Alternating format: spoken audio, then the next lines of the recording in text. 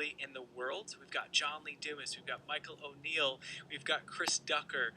We're even going to move into how to become an Amazon best-selling author with Mike Koenigs. We've got John on. We've got a whole bunch of cool people. So from that we're going to move into networking. We've got Kevin Donahue, amazing speakers to help you learn how to network and rise to the top of your industry and to be number one and dominate your market in your field.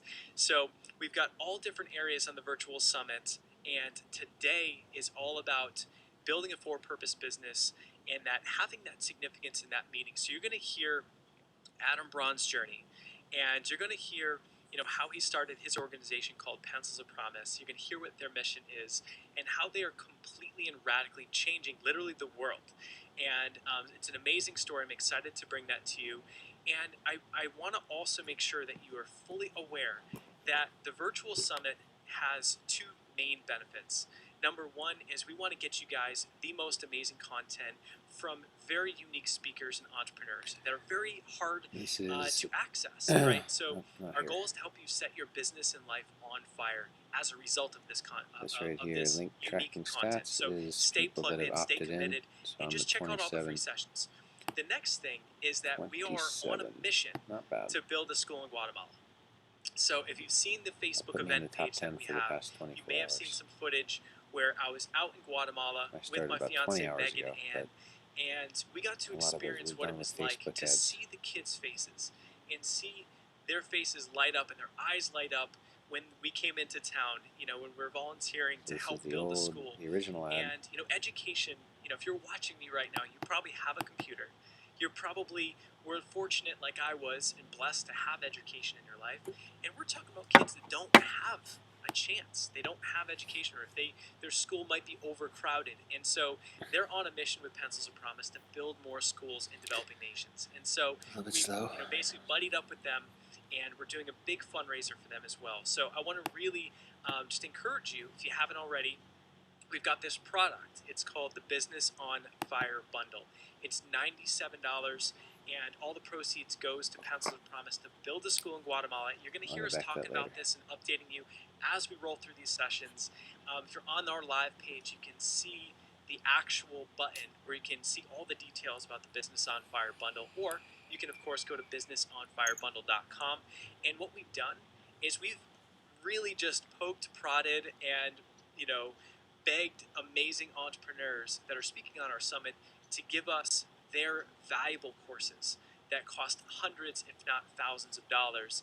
And, instead of charging you guys that full market price for them, we've got it all the way down to just $97, and those proceeds goes to build a school. So at the end of the day, we're going to give you amazing content every single Tuesday, every Thursday. Join us live right here on this page. I literally want you to go up and bookmark this page right now.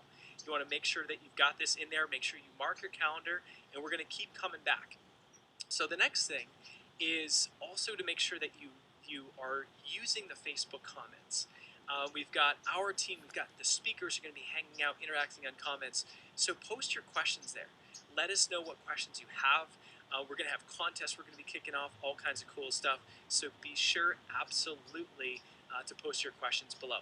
And final update before we dive into the session here with Adam Braun is I want to create a little challenge. So this content we worked so hard to put together for you, and our goal is to truly to help as many people as we can, to inspire you to live that life on fire. And so what I want to do is encourage you to click the Facebook share button, encourage you to retweet this, but make sure that you use the hashtag LOF Summit 14.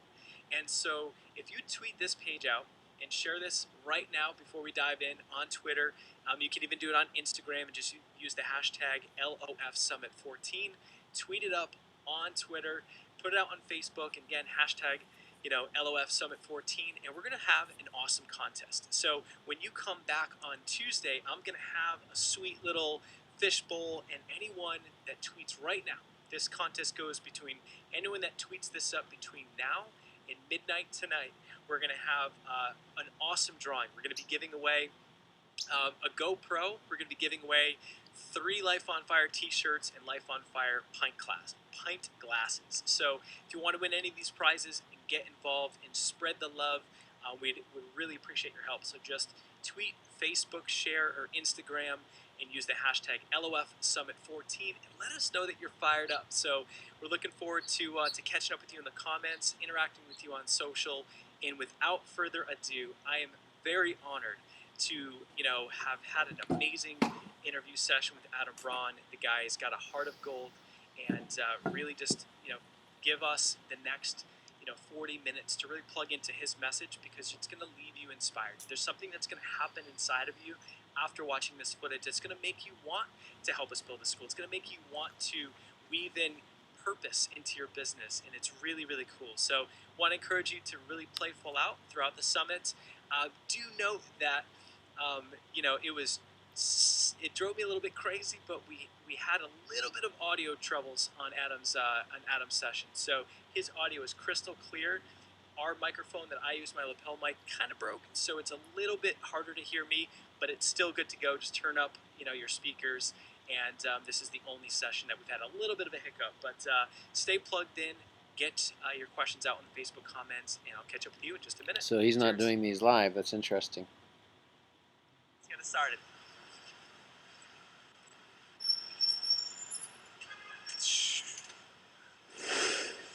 What's up, my man? How's it going? Good. Welcome to the Pencil Good. Promise office. Awesome, thank you. So I hear Larry Petretti is the one that helped build this.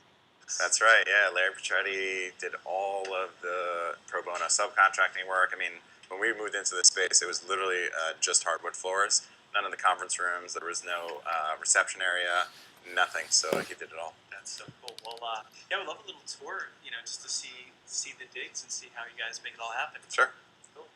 Well, now, so here's some of the photos of our students across different countries: Laos, Nicaragua, Guatemala, Ghana.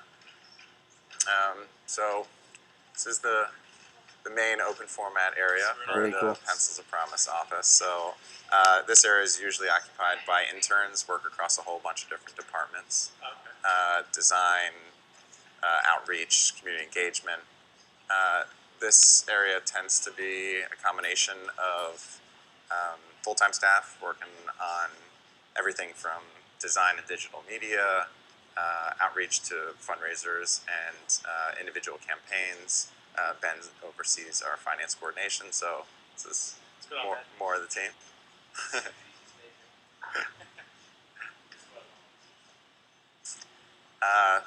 This is Jackie. Jackie oversees all data operations, so she runs everything Salesforce oriented, and generally is a rock star that makes sure everything works for the organization. This is Novi. Novi oversees all the monitoring and evaluation of the work on the ground. So he manages a ton of different teams actually in the field. So the work that you saw being executed in Guatemala, Novi is responsible for all the data collection. It's incredible to see how organized you guys are in another country. And that's you? I mean, it seriously blew my mind just thinking about the coordination of all the different contractors, and everyone was so professional and had so much passion. It was just that was just a crazy thing to experience. How I think about companies out here in the States, and how disorganized they can be, and you guys have somehow, some way been so organized overseas. So yeah, I mean, the guy right there. I think Novi takes a lot of credit for it, and then Leslie, who normally sits over here. This is really where the leadership team, department heads sit. So Leslie oversees our international programs. Tom is our CFO. Natalie is not here right now, but she's our director of marketing. This is Emily and Megan. Megan oversees all development, all major partnerships, a lot of the fundraising that goes on. I did. How are you? It's good to see you again. And you can see behind them right now, we're planning for our annual gala, and it is currently sold out 3 weeks out. So we're trying to figure out a way to get more seats, more space. Do like stadium seating at the tables? Ask Megan. Not this year. In here you can see that's Leslie, who oversees all international programs. Okay. She's working with Martin, who's our international teacher training specialist. So they're essentially mapping out how the teacher training is going to work for an organization going forward. You can see on the board some of the mapping for some of the website redesign that's going to happen in the coming 6 months. And over there you have a beautiful chalk drawing of some of our students that we use during our annual gala, and then our large conference room. And we try and surround the office with as many photos of the kids and the communities as we can, because obviously people work really hard here, but it's important to always stay connected to the work on the ground. That's one thing that in Guatemala I thought was really cool is Jesse and Susie, they had everyone on the team share why they do what they do. Yeah. And had us share, our experience, and it just served as this like perpetual inspiration for each other. And it was like, what we shared fired them up, what they shared fired us up. It was really cool. Yeah. Great. Well, so awesome. Well, and then this is my office, so this is where I spend a lot of the day. All right. And this is where a lot of the magic happens. All right. So we are here with Adam Braun, and we're just going to dive in and just pick your brain and just really want to hear the story about how Pensive Promise became or came to be. The mission that you're on and what you're doing. So great to have you here today. Yeah. Thank you for having me. Cool. So I'd love for you to just catch us up. So I've been to Guatemala. I've been interacting with your staff and your team. For those of you that don't know you, tell us about just your beginnings and how you got into this organization, how this became to be. Sure. So I was born in New York City, greatest city on earth, but I grew up in the suburbs and right over the border in Connecticut. And when I was probably Whereabouts? in Greenwich, Connecticut. I grew up in Connecticut. Oh, okay. Yeah. So, if you're familiar with Greenwich, it's primarily a financial center, and there's a lot of hedge funds there. Yeah. And my dad and my mom both came from absolutely nothing. My dad, being a child of 2 Holocaust survivors, came to this country on a boat, when he was 3. And when they looked for the best public education system nearby to New York, it was Greenwich. So that's where I grew up. Dad was a dentist, mom was an orthodontist. If we stop it, I think we can actually go back. We can go back to the beginning, so people that get in late actually can see it from the beginning, which is very cool. And it's Google Hangout that's being broadcast essentially onto this website.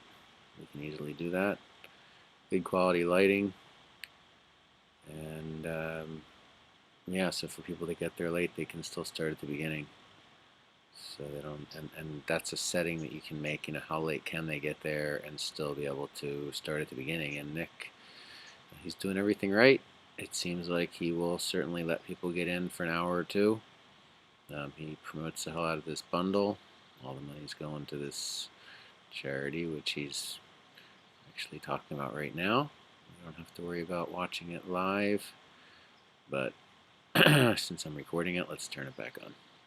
So, once upon a time, now I'm a ghost of the former athlete that I was. But I collected basketball cards, and I loved trading cards. And one of my coaches explained to me that he essentially did that full time. But he worked on Wall Street, and it was a different version in picking stocks. Yeah. And I just became obsessed with working on Wall Street. So when I was 13, I opened up an E-Trade account. When I was 16, I started working at a hedge fund that summer. When I was 19, I helped launch a fund of funds. And I was on this just rapid path to build a Wall Street career. And when I was 21, I decided to go on a program called Semester at Sea. And the reason being that I just wanted to get out of my comfort zone. And I just fundamentally believe that your sense of personal discovery begins where your comfort zone ends. And so I needed to get outside of my comfort zone, and that meant going and seeing the developing world for the first time. And so that's such a great message. Yeah. About being outside your comfort zone, how it changes. Okay. Yeah. No. I mean, it's powerful. Yeah, it's true. I think a lot of times, no matter what part of life you're in, if you're a teenager or post college, if you're a parent with 3 kids, you fall into routines. And while those can be really helpful and enabling, they also often restrict personal discovery and innovation. And so, I had this identity. I was a college basketball player at Brown University studying economics, and that's all I knew. I just wanted to try something else. So I go on Semester at Sea. My ship gets hit by a 60-foot rogue wave about 800 miles from land, and I had a certain death experience, and it forced me to kind of reprioritize everything in my life. And the next thing that occurred was we were in some of these countries traveling, and I had a habit of basketball. About the wave hitting. Yeah. What was that thing like? Petrifying. So the near-death experience. What exactly happened? So we were crossing from Vancouver to South Korea. So crossing the North Pacific, and this was winter. This is January 2005. Semester State, a brand new ship my year, so they, for the first time, decided to cross the North Pacific in winter. Like, what size ship are we talking? 1,000-person cruise ship. Oh, wow. I mean, we're talking the size of several city blocks. Oh, wow. So that type of ship is not supposed to list more than 7 degrees. If it moves at all, it's concerning. Our ship, after the wave hit and everything, we were at 45. So you can imagine the entire ship tilted over. But we got caught in between 3 major storm fronts, and essentially a superstorm developed and a mega wave. I mean, we were in 40 to 45 foot swells, but the ship got hit head on by a 60-footer, went over the front of the ship, and shattered the glass in the area that housed the navigational equipment and the power to our engines. And so we lost all power to our engines, which is kind of the worst thing that can happen when you're trying Especially to in a storm. steer through a storm 800 miles from land. So this panic announcement occurs. Ladies and gentlemen, get to the 5th floor or higher. Help the women and children up the stairs. Get to your muster stations as soon as you can. And a muster station, for anyone that's not familiar, is the location that you go to when you have to evacuate ship. And we're looking out into freezing cold water, and there's no ship that we've seen within probably 2 days. The lifeboats are dangling from chains, elevated, because they're supposed to come down in a different setting. If the ship is slowly going like this, you can drop them, but But at a we're right. right. You couldn't get into it. Yeah. So we were sure we were going to perish in the next hour or And two. what was that? Was everyone just screaming? Or Yeah, there was like, mass hysteria, prayer circles. Because you got to keep in mind, the ship would go like this, and you'd hear screams, and everyone would be thrown against a wall, and then it would come back the other way. And this was the other way. yeah, I mean the ship was pretty badly destroyed Yeah. on the interior. Yeah. Although obviously there was huge damage on the exterior too. But fortunately, obviously it didn't go down. But it really did force me to kind of reassess a lot of things in my life. And the biggest one was that about 30 seconds after that announcement was made, we obviously thought we're going to perish, and then suddenly just something said this feeling internally that it wasn't my day. And so I changed into swimming gear because I knew that the ship was going down, but for some reason, somehow I was not going down with it. Yeah. And the recognition there was that my life had a purpose, and I didn't know what it was, but I was sure it was my day, and therefore I must have some purpose for being here. And that's really what's kind of launched me on the path that I'm on today, is that question. And what would you say for others that maybe haven't had a near-death experience to realize that we all have a purpose? Because that's the one, it's like you see it with Brendan Burchard in a car Yeah. accident, myself who was on a motorcycle, it's like my friend Adam's in the hospital from his liver shutting down. But like, how do we create this feeling without that experience? It's tough. It's tough, but I think that you have to find a sense of appreciation that I usually see discovered through gratitude. I think that if any person is asked to stop and just for 3 minutes, say to yourself, write down, what are you most grateful for? You immediately feel this sense of wonder about how extraordinary the world is. And when you take into account how amazing this whole existence is that we're all in, Pretty lucky. yeah, then I think that it almost forces you into what a certain death experience illuminates, which is that there is something much bigger going on here than just what's right in front of you. And the only way to justify that for me is that that I have a purpose, and it's not luck that I'm here and that I'm living the life that I'm living, but I have something that I need to accomplish. And it's up to, I think, each person to discover what that purpose is and then live it fully. That's awesome. That's so key. That's one of the things we always come back to is purpose. Mhm. Life on fire is one of our pillars because it's the difference between someone kind of settling or having an average life versus having that purpose in the business. You wake Yeah. up on fire. You overcome challenges. The things that used to be a huge challenge before were the size of a mountain and now the size of an anthill. Right. They have purpose. So it's crazy. So near-death experience. Yeah. On the boat, just rocking left and right. Right. And so you figured out, had the realization that you had a real purpose in that. So the next thing was that I found myself backpacking as a 21-year-old through the different countries that we were able to go to, and I had a habit. I would ask every kid. I would ask one kid in each country the same question, and it was, "What do you want most in the world?"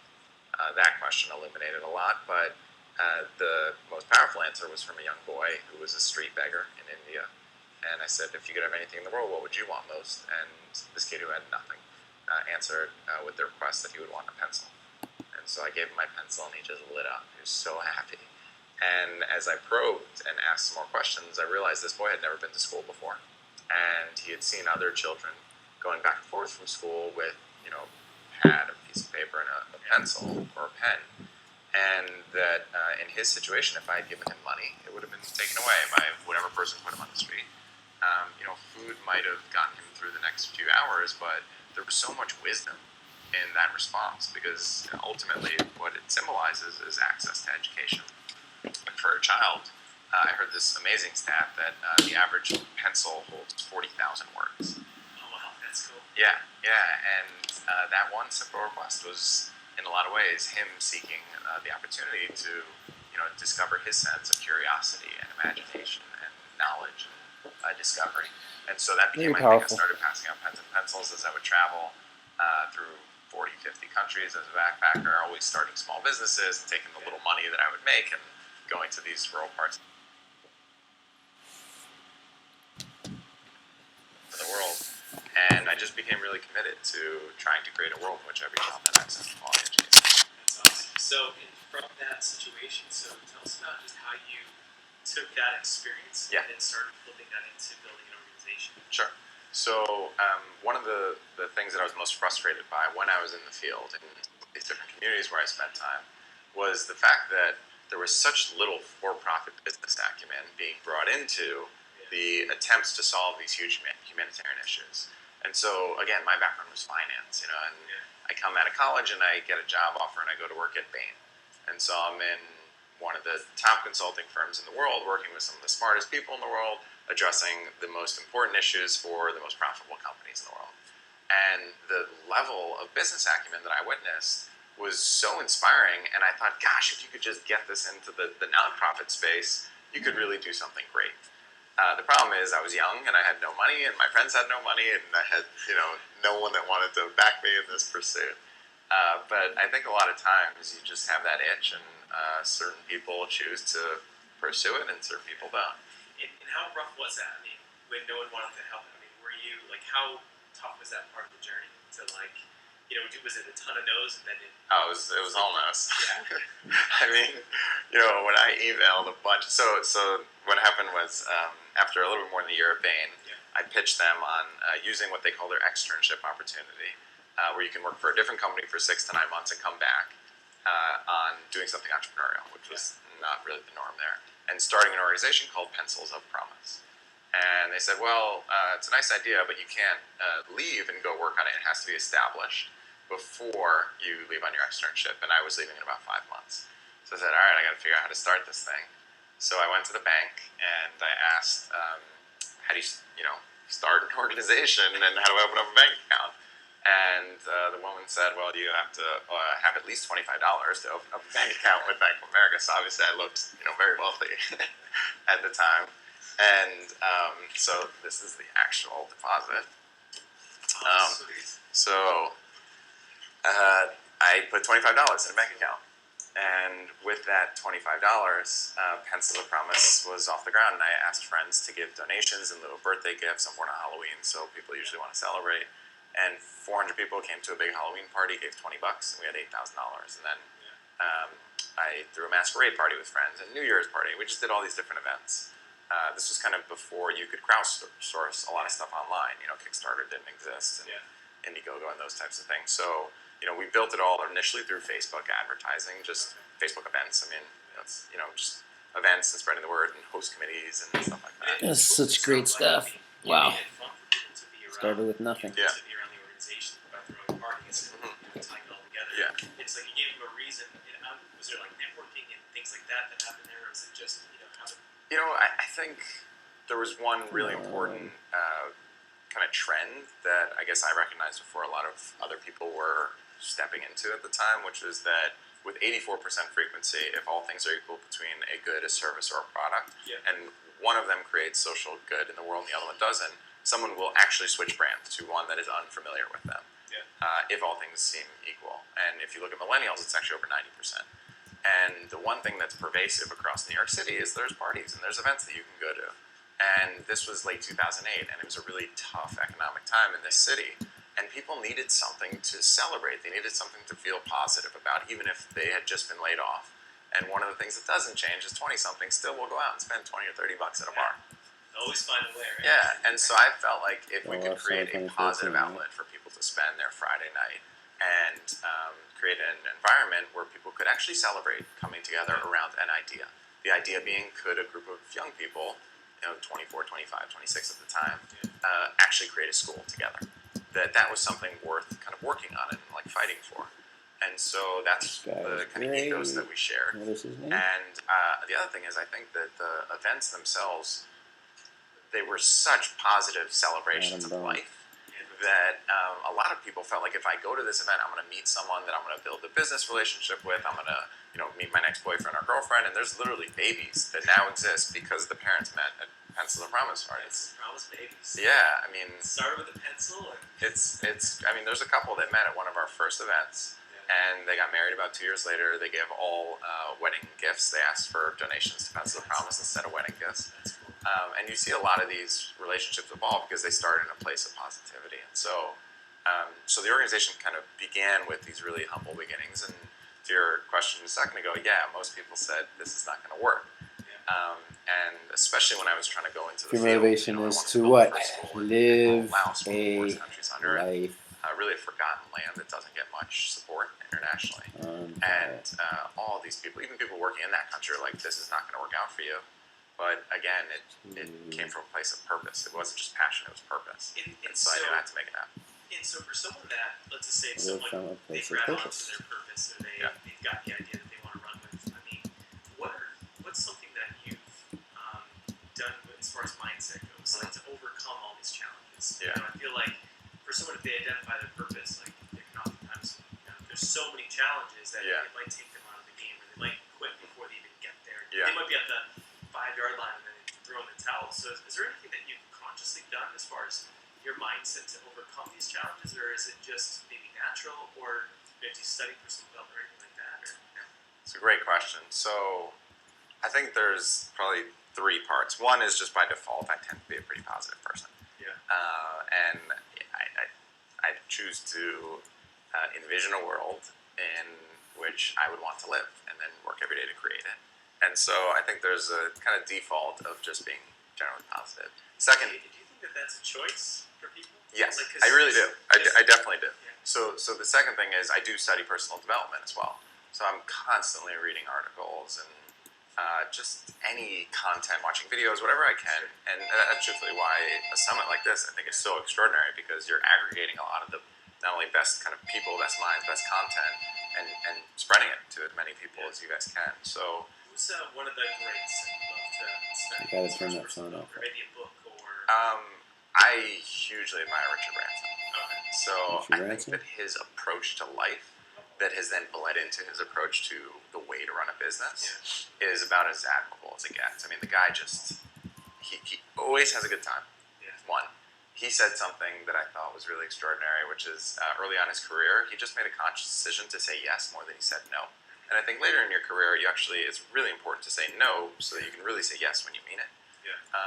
But he's built in so many just like disruptive approaches to different businesses, and the other part is that he always tries to incorporate some element of social good, and he doesn't see kind of for-profit as needing to be separated from for-purpose, and that he kind of sees that there can be an intersection of the two, and in fact, culturally, it's almost requiring an intersection of the two for people's companies to be successful nowadays. So definitely Branson is probably my number one.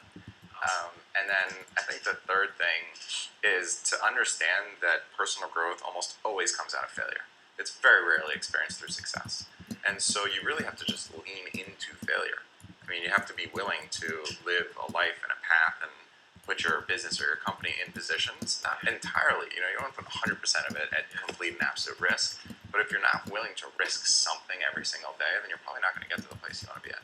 Yeah, that's awesome. Lean into failure. It's making me think of it's conjuring up all my failures. Leaning in, but it's key though. It's like fail forward fast, Yeah. Take those risks, so that's cool. Right. And so after overcoming the challenges, throwing the parties, and raising money for the first school, what's happened since then? Give us just the broad. The fast forward. Yeah. So we started to build a best-in-class web presence. That was really, really important to me. So we built an extraordinary website. It was donated pro bono by this great agency. And then I just tried to really surround myself with the best people I could. So that meant internally as a staff, whether it was our funders and supporters or our board of directors, and the organization just started to explode and really accelerate. And so now we're around 250 schools around the world. That's incredible. More than 30,000 students through our programs. We do teacher training, we do student scholarships, we bring new technology into classrooms through our innovation pilots, and the organization breaks ground on a new school every 90 hours. That's incredible. And so, with having gone to Guatemala, I thought That's it was very cool. remarkable. Is just the organization. I mean, how you guys, we got a little taste of it as we walked around the office, but to see how organized it was, and how much heart and passion, Right. the local folks that live in Guatemala, and everything from the contractors, builders, to the Pence's Promise team. Yeah. So how do you, from running this organization, how This do you is create the that best level of way if you can dedication, actually passion, post and while excellence you're in the throughout, middle of it, while it's fresh on your mind. So I was talking to somebody about it this morning, but the two biggest things that I learned from my time at Bain, which was really my kind of formative business training. I mean, I didn't go to business school, but I worked at Bain, which I viewed as paid business school. Like, they're going to pay me, but I'm just going to learn as much as I can. You said every 90 hours, right? Go to business school, but I worked at Bain, which I viewed as paid. From running this organization, how do you create that level of dedication and passion and excellence throughout, in all these different countries? So I was talking to somebody about it this morning, but the two biggest things that I learned from my time at Bain, which was really my kind of formative business. Oh, shoot. Go back a little further. Students through our programs. We do teacher training, we do student scholarships, we bring new technology into classrooms through our innovation pilots, and the organization breaks ground on a new school every 90 hours. That's incredible. And so, with having gone to Guatemala, I thought it was remarkable. Is just the organization. I mean, how you guys, we got a little taste of it as we walked around the office, but to see how organized it was, and how much heart and passion, Right. The local folks that live in Guatemala, and everything from the contractors, builders, to the Pence's Promise team. Yeah. So how do you, from running this organization, how do you create that level of dedication and passion and excellence throughout, in all these different countries? So I was talking to somebody about it this morning, but the two biggest things that I learned from my time at Bain, which was really my kind of formative business training. I mean, I didn't go to business school, but I worked at Bain, which I viewed as paid business school. Like, they're going to pay me, but I'm just going to learn as much as I can. You can work me as hard as you want, because I'm here to learn, and then instill that into a great organization one day. And the two things were, one, the importance of culture creation in a company. That from day one, when you are building something, it's so important to, one, define, and two, lead by example, and then three, invest in the values of a culture. And so, one thing for us is I have a requirement: we have to play music all day in this office. If you are in this office and there's not music on, there's probably something wrong, and we turn the volume down for this specific conversation. So one time. Yeah, but it's on outside. Okay. It's on out there. And that's just because I've always resonated with the energy that I'll draw from different types of music. And it's a certain type of person that comes into this office and says, "Oh, they're playing music all the time. I want to be a part of that." But there's also huge investment in individuals' growth, and that it's really important to us that you not only have passion, but you have raw intellectual horsepower to work here. And so we're able to draw on some of the smartest people, but also people that are genuinely good and care about our issue. The second thing that I really learned at at Bain, that we then instilled in Pencil of Promise, was how important it is to invest a significant amount of your time in training another individual so that they can one day take on your exact responsibilities and do it better than you ever could, which then allows you to work on a higher level issue. And I think a lot of entrepreneurs and leaders have this default approach of just put it on my shoulders. I'm better than anybody else here at this one thing. I can do it faster. I trust myself more than anybody else, so just let me do it and you work on something else.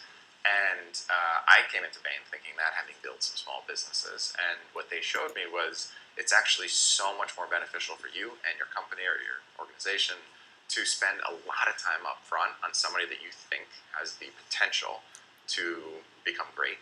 And when you spend a lot of time on their growth, it's amazing how 6 months later you actually don't have to do anything and they're running the entire thing for you. So that's inherent in the culture here, and I think it's across all levels, and that's how we have 80 full-time staff in 4 different offices around the world. And if you go into the Guatemala office, you're going to see similarities in the Ghana and in the New York office because of the culture.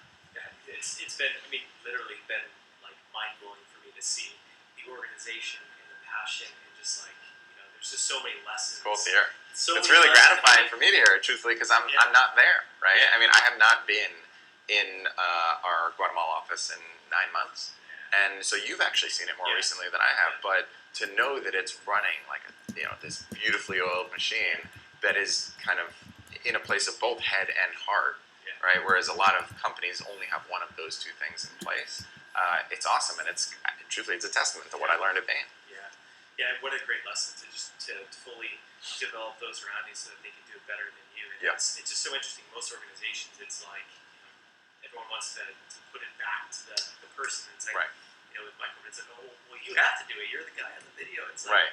So to that point, though, I think your job or my job or our jobs as people that are trying to create and build and lead things is to find out what you are uniquely gifted at, where you are uniquely extraordinary, and then try and ensure that you can build upon that strength. And the other stuff that you are not going to be the best person in the world at, try and find somebody else who really is going to be that, and train and invest them to get there. And in my case, I'm the only person that can be the founder of Pencils of Promise. Nobody else can tell the founding story. Nobody else was there, in the field by themselves, riding a motorbike into rural Laos. And that's so I don't know if there's an advantage to video on this. Most value that I can add, but there's other people that can do our social media way better than I can. And yet for 2 or 3 years, I was posting every single thing that went up. And there's someone out there in this office who loves social digital and just is so much more deeply ingrained in it than I am. And my job is to find that person and instill them in that position to become way better than I could ever be at that function, and find what you or I might be uniquely gifted at. It's so awesome, and I think that like the way I think of what a life on fire is if we spend our time doing what we're good at, or what our gifts are, that you're enjoying what you do for work every day. Oh yeah. Versus doing things you don't like. I mean, there's so many entrepreneurs that spend so much time in their day doing a million different tasks, and they're not good at it. It's not fun, and that's leads to stress. And so that's cool. So we got to delegate those things off the plate. I mean, one of the things that I tried to write a lot about in my book was the notion that you cannot fake authenticity. Right? And if you're an entrepreneur and you're working on something you are not authentically driven by, then that becomes pervasive in the energy of your staff. And people feel like, well, he's only in it or she's only in it for this one reason. And if it's not true to the mission, then it becomes obvious. And the reason that Pencil Promise grew so much is because we were able to find other people who felt like this mission resonated with them. Education for all children, especially those in poverty, deserve access to a quality school and a teacher, and on down the line. And then we just said, find your ability, whether it's by activating your community, and that could be your school, your family, your digital community, whatever it might be. Can you find a way to build a school? And so, one after another. I mean, I was responsible for the first school, but there's hundreds of individuals, yourself included now, who are responsible for the future schools that this organization is creating. That's another thing I want to highlight is that how you're using social media and how you're tying in the purpose that you and Pencils of Promise has, and you're getting other people fired up about it. I mean, with us, we're doing sitting there doing face to face. So think about whether that is an advantage for us or not.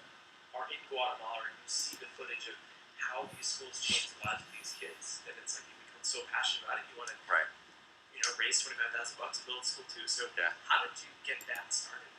How do you instill that in others? So one thing that's I think always just been important is to kind of adopt the Wayne Gretzky quote, to skate where the puck is going and not where the puck currently is. And I was Mark Zuckerberg's year in college, and he was a sophomore at Harvard. I was a sophomore at Brown at the time when he launched, at the time, the Facebook, now Facebook, right? Wow. But I felt like my friends and I were kind of the first early beta testers, essentially, for all of the social media platforms that are now used by billions of people. And so we almost spoke this language before a lot of popular culture did. And that's just how I knew I could get to my friends. And I knew that at the same time, when I saw the reaction that we were all having to it, it was just plainly obvious to me that this was going to become such a big part of the fabric of society and culture and eventually business.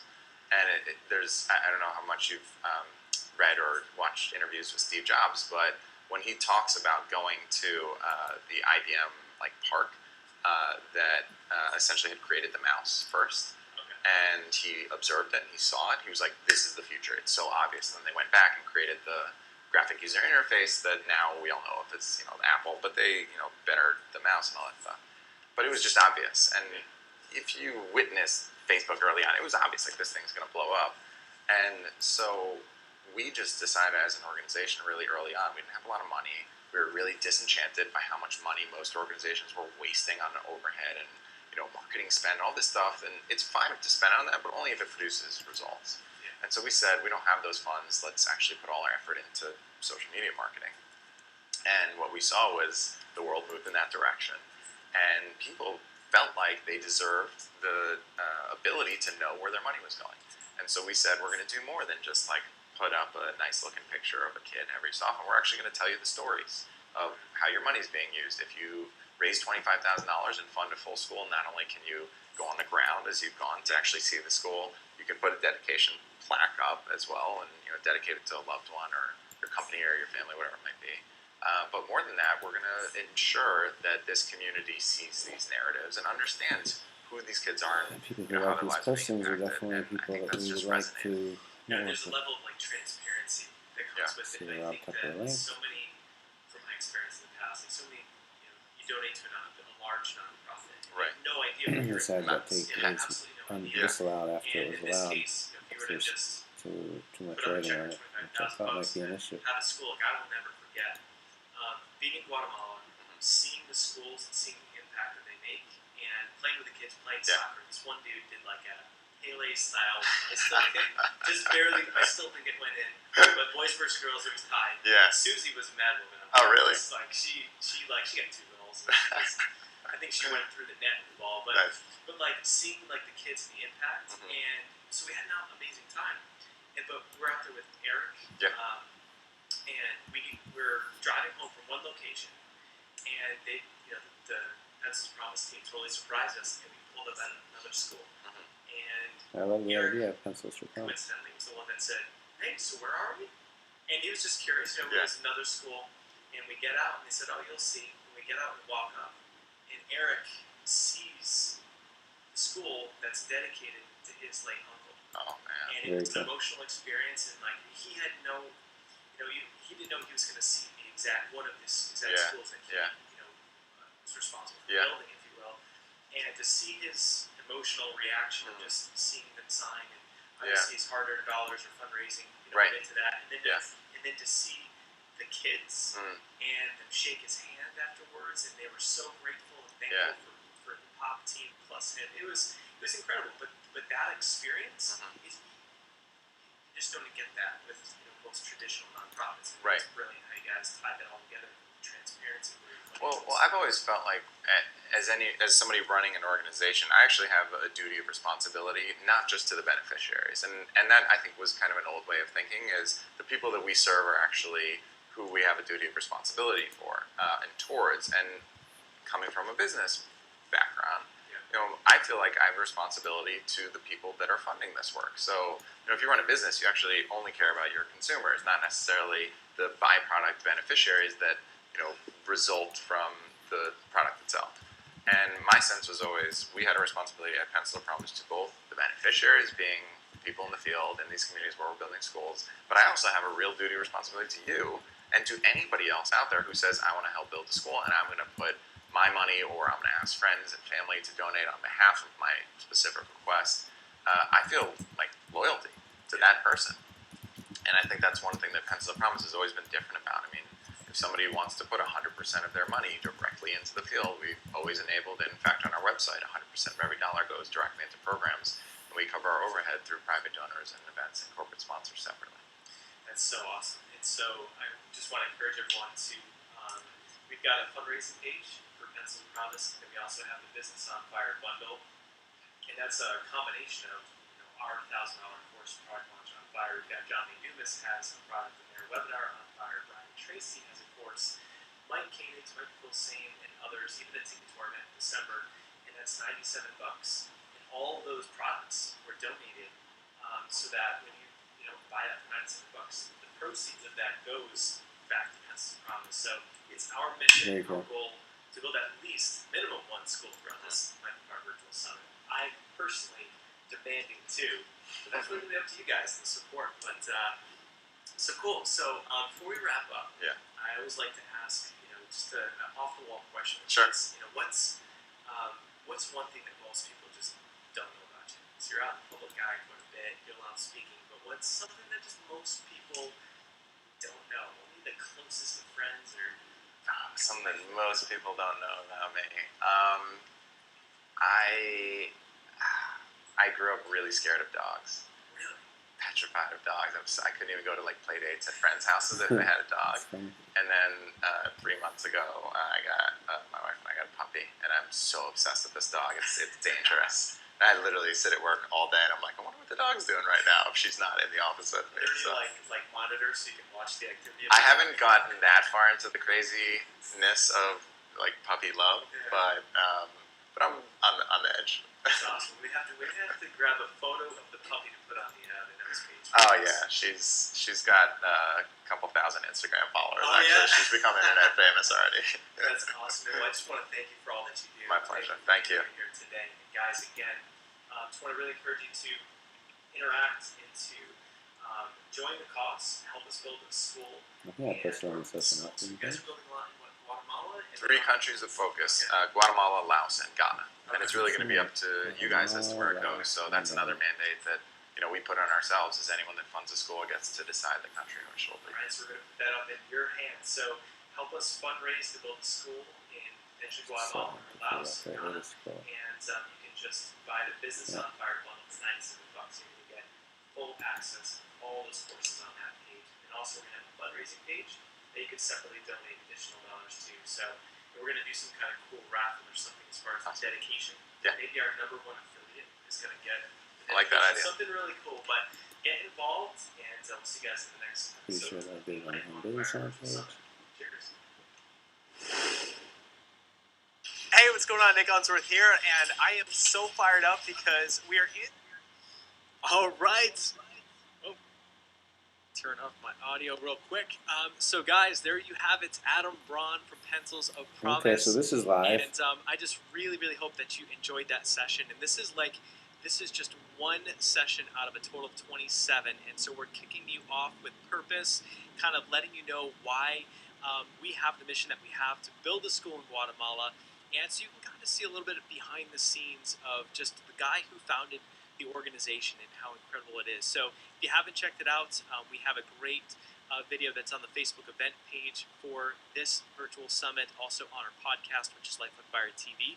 But I literally have a video of going to Guatemala, and it's kind of like this over-the-shoulder camera view of traveling and mixing concrete, building the school, seeing the kids, playing soccer, which is so cool. So what I want to encourage you to do is, first and foremost, make sure that you mark your calendar for Tuesday. So Tuesday at 12 o'clock, we're going to be back. And so my right-hand gal, Valerie Shootman, and I are going to be talking about Facebook advertising. So as we switch into marketing for this next session, what's amazing is that Facebook advertising has been one of the leverage points where anyone that has a business, you've got products and services, if we can create a process on how to run Facebook ads for your business so that you can run ads, build up your brand, build up your email list, your influence, and your sales. So we've totally mastered the art of advertising on Facebook. We're going to share literally our step-by-step process on how to do that. So if you're an entrepreneur and you want to get from 5 figures to 6 figures, you should definitely check this out. If you want to get from 6 figures to 7 figures, you should definitely check this out. So I've got a track record of helping people grow their audience, their revenues with Facebook advertising, and we're going to break it all down. And Facebook ads changes literally on a weekly basis and monthly basis, so you're going to get all the latest updates as well. And before we go, I want to really encourage you. So the Business on Fire bundle, this is to build a school. Like, we're literally together building a school. All the Good idea. proceeds At some point, goes to the school. When that money comes to Pencils of Promise, as you heard Adam say, they do private fundraising for their overhead. So the dollars that we put in, those are the dollars that goes to the school. And so we're going to give the gift of education together. So I want to encourage you to buy the Business on Fire bundle. You just go to businessonfirebundle.com, or the page that you're watching this on. You can click the button to get all the details and information. And it is $6,070 worth of courses. So I reached out and talked to some of the most amazing entrepreneurs literally in the world that we have on the virtual summit, and I just said, guys, our mission is to help people grow their businesses, to live a life on fire. What can you do? Can I get your Ignite Your Webinar course from John Lee Dumas? Can I get the list building course from Robin and Mike? And I asked all these amazing entrepreneurs and said, would you be so kind to literally give us your courses so that we can put that in the bundle so that we can fundraise to build this school? And so if you check out businessonfirebundle.com, you're going to see we've got my $1,000 course, Product Launch on Fire, that I have used to create multiple 6-figure product launches of creating information products, how to take what's in your head, in your heart, and get that out and get that online and monetize it. We also have John Lee Dumas, top podcaster on iTunes, Ignite Your Webinar. He breaks down how to do online webinars. You've got Brian Tracy, who is like the godfather of marketing and sales and even personal development. He has a course on time management.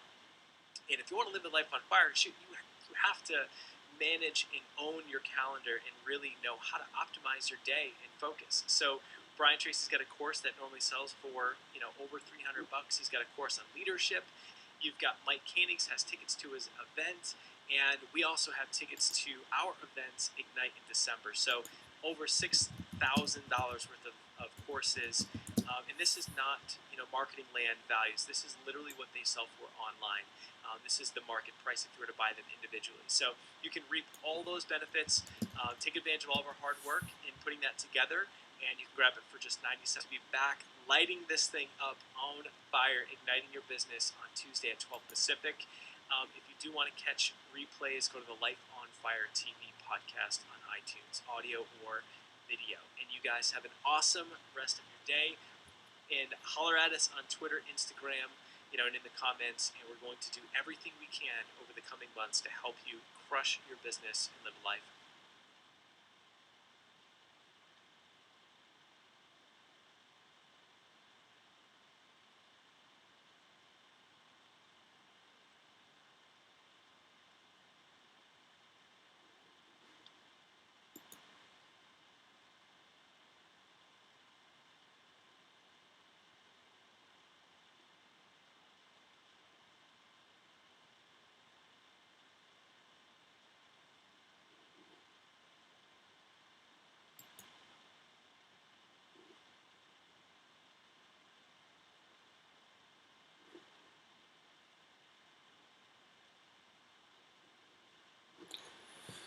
Oh, I should stop that recording.